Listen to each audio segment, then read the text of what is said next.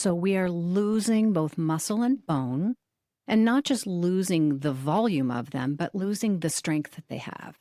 And so unless we are consuming adequate amounts of protein, we won't stop that loss.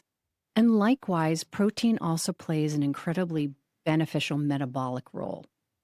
Welcome to Fated to Fabulous, the podcast for women who know that midlife is not the end. It's the beginning of something bold. Let's get into it. Ladies, welcome. If you are joining us today by audio only and not video, you will be missing out on the fact that Kim and I today showed up with the exact same dress in different colors and jean jackets. So I don't know, we're representing like the pink ladies or something today. Welcome. We're so happy to have you. We are going to dive into a topic that we get asked about all the time, and it is protein. So we have the expert on protein here today, Kim Lovely. Kim, why are we here? Why are we talking so much about protein? Because the science has changed, because we have evidence. So just to do a quick little history lesson, the original DRI, which is the American equivalent in the US and Europe, it's the RDA, something like that, was started or established in 1941. And the purpose really was to prevent deficiency-related diseases. Sure. It did a great job of that. We really have no protein deficiency in developed countries. So roll forward 80 odd years, right? We're looking at protein very differently as not just a method or a means of preventing deficiency, but in promoting the best aging life possible because we're living so much longer, right? Yes. I don't know what the life expanse in 1941 was, but I would guess 60s or something. Yes, I don't I'm know, pretty but sure it'd be that's low. where we yeah, were. yeah. So there's a lot of noise. You know, what is the appropriate amount? How much should we be consuming? When I'm in the gym, I get asked the question all the time because some, promotion of protein is ridiculously high. And so, when we sat down and created Fated to Fabulous, we came up with our own sort of guidelines based on the science. And one of the best places of evidence for women is the nurses study, right? I use it a lot. So just to refresh, the nurses study original cohort was started in 1976, and it looked at 118,000 nurses. There were 283 that it was offered to, but that was the end. And they looked every 2 years at those women, and they collected pretty extensive data on their food intake and their health. And one of the interesting pieces of data that came out was protein intake. Who were the women who were living better with less frailty? And they measured frailty with grip strength, hip fracture, and general well-being. And so the women that were consuming between 1.2 and 1.5 grams per kilogram of body weight were less likely to be frail. So that to me was the best that we have. The nurses study is not the gold standard. It's not a double-blind study.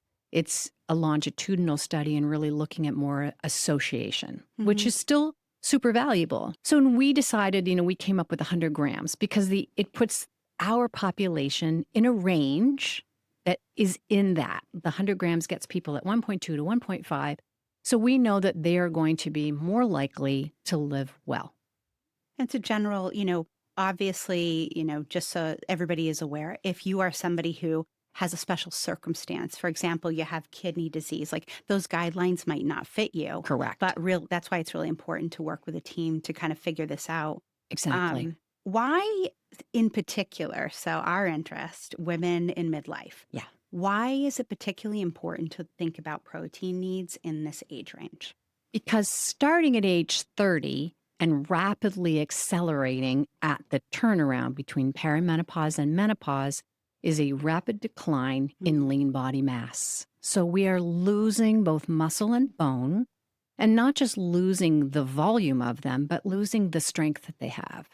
And so unless we are consuming adequate amounts of protein, we won't stop that loss. And likewise, protein also plays an incredibly beneficial metabolic role, right? It helps blood sugar management. Blood sugar begins to change in menopause, as you know, I love hearing yours. As the sex hormones change, they change the behavior of other hormones, Right. including those of metabolism. And we know that metabolically, we're better off if our diet has protein with each meal and snack. Yeah. Huge So, help, especially because, Kim, we have all these ladies who come in and they're either late perimenopause, early into, and they're freaking out because for the first time their blood sugar was over yeah, 100.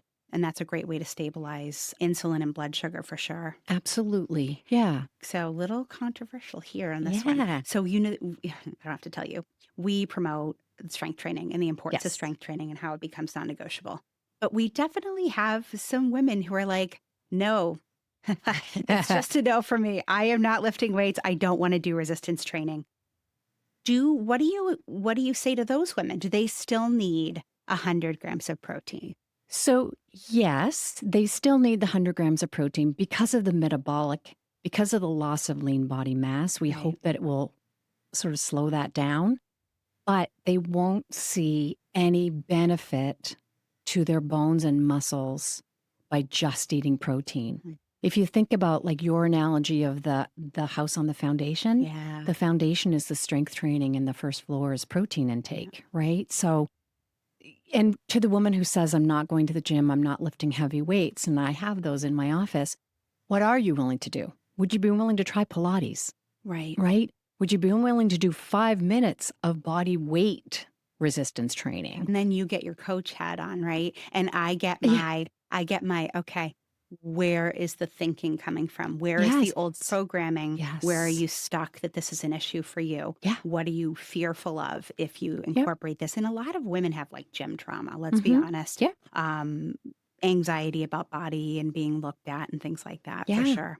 Let's dive into one that can be a little bit more challenging. So if I'm seeing a client and I know they're going to be seeing you and they say, I'm plant-based, I'm always like, oh, good. I'm glad you're seeing Kim because I just think that just adds like a whole layer Yes. of need. So talk a little bit, if you don't mind, Kim, differentiate animal and plant protein and kind of like what we need both for. Okay. So we have protein from both animals and plants. Yeah.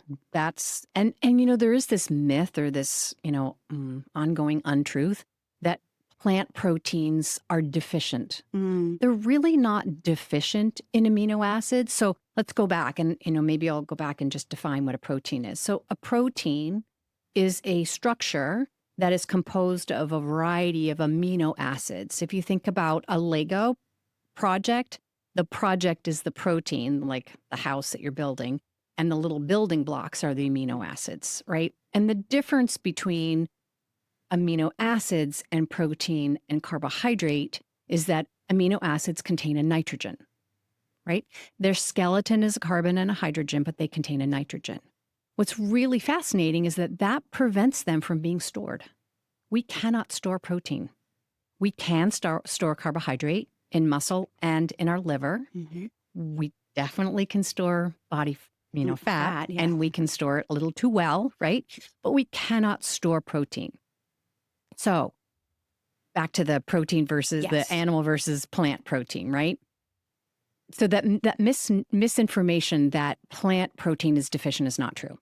You have to work a little bit harder if you are plant-based, especially as you get older, right? In that sweet spot of teenagers and early midlife, maybe even the early part of menopause, your body is still really good at managing and adapting and absorbing appropriate amounts of all of those things, Mhm. especially if you combine them. But as you get older, it gets a little bit harder because we're not as good at that.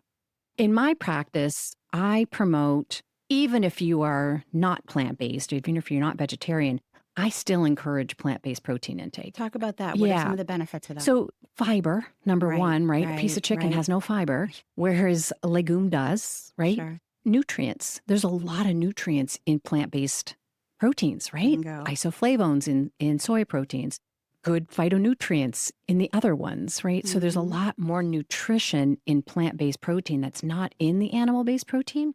So we also know that people that consume more plants Yeah. and specifically more plant-based protein are less likely to develop a variety of chronic diseases, one of them actually being cancer. So it is beneficial for all of us to consume more plant-based proteins, whether we're vegetarian or not. Which I So- also think makes sense, especially if you're in the crowd of people that are like, can't eat any more cottage cheese. Yeah.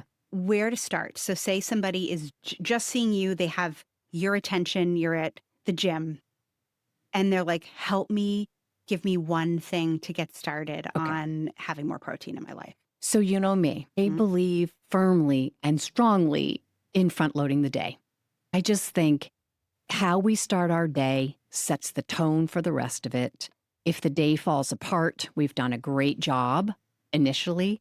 We also stabilize blood sugar really well if we front load the day with protein and fiber. So if I had someone that was like overwhelmed, confused, didn't even know where to start, I would say, let's just start with breakfast. Let's find a breakfast that provides you with north of 20 grams of protein. Because again, if we're looking at that 100 grams total per day, in theory, the best evidence we have to date, and it's scant, is that we're better off with protein spread out, right? And we're just better off because we don't know how well How much we you do can actually assimilate yeah. at once. Yeah. So starting off with breakfast, right? If you want it to be a plant-based breakfast, absolutely possible to do that. Grains, legumes, beans, peanut butter, toast, healthy, whole grain breads with peanut butter on it, using nuts, all different ways of getting a plant-based breakfast. If you are, wanting to add animal-based protein, of course, the best one that I know of is Greek yogurt and cottage cheese, right? Yep. And the reason why is because they are like a three-fer, right? So yogurt, Greek yogurt, excellent source of protein, excellent source of calcium, which we need, and also fabulous source of probiotics, which are really good for the gut. So and then if you toss in those berries, right, we're getting like 8 grams of fiber. So it's like a win all across. Yep. And nuts. Yeah. I always toss nuts on the top of mine. I need crunch. Yeah, and I'm healthy not fat. So what do you think, Kim, about, we get asked this a lot, the people that come in and are like, there's no way, because we'll ask them to track for a couple of days to kind of get a sense of where they are. And sometimes one will be like, oh, I get like 40 grams of protein a day. And we're like, boy, there's a big leap here. And so what do you think about people using, they're like, I can't eat another piece of chicken. What about a protein powder or a protein bar or something along those lines? What is your guidance on that? I think they have a role to play, more of a minimum role. I mean, I still am pro food first, right? Absolutely. Always trying food. But I do see the role for a manufactured or processed source of protein for convenience, right? There's a convenience to being able to, I'll be truthful, right? In my pocketbook, there's always a pocket snack, which is a protein bar of some kind, right? There are some people who, like me, I can't go do a workout eating eggs. It's just not happening. Oh, yeah. Not happening. Yeah. So I will put protein powder into a coffee. I think finding the cleanest, and I hate using that word, but a protein that is just protein. So, whey protein, turn the label over. It just says whey. Maybe vanilla flavor or something, but not 12 million ingredients in that spell. And likewise with the bars, right? Some of them are literally a Snickers bar with protein powder added to it. It's still a Snickers bar with protein powder, right? So looking at some that have the least amount of added additional sugar. stuff and, perhaps having some fiber in it. None of them to me are, the better quality ones are never going to taste that great. Like, I know that sounds lame, but at the end of the day, they're all ultra processed foods. And so not that that's a terrible thing, but we want it to be something that's a pinch hit, that's a convenience, not necessarily a meal replacement.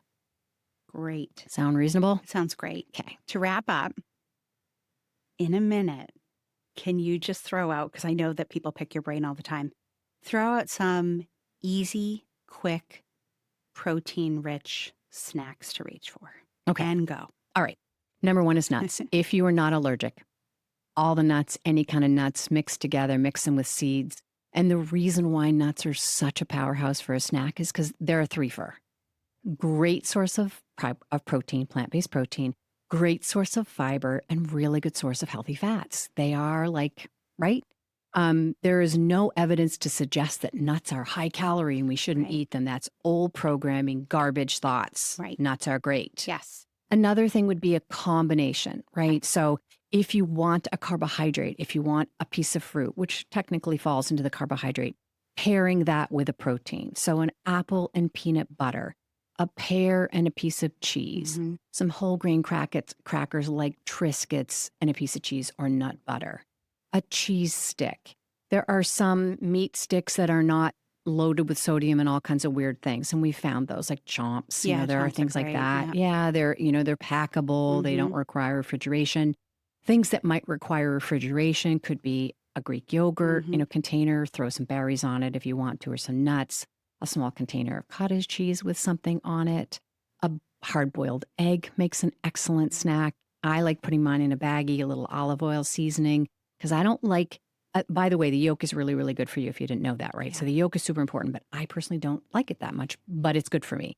So I'll put olive oil in my baggie so that when I eat it, I can roll the yolk into the olive oil and it makes it more palatable to me. Okay. Because it's not, it's That's sort of great. dry and chalky. Yeah, it but is a little bit. Yeah. but it sucks the olive oil in and then tastes way better in my mind. A half peanut butter sandwich is a great snack. There are times when I'm running short of time and I literally just make a half a peanut butter sandwich and we're good to go.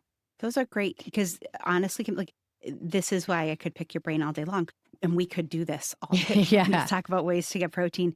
But I think that it's important that women know it is okay to grab something quick. It doesn't have to be that you've made this 6-course meal because realistically, a lot of us at this point too are kind of over the decision fatigue around food and don't want to have to think about what they're eating. Yes. So I want to say thank you, Kim, as always, for your brilliance. And I love that your approach is always very non-judgmental. And I think that's what brings us together is our just love for women and wanting them to feel their best. So I hope this was helpful for you and make sure you are back to see us at our next podcast.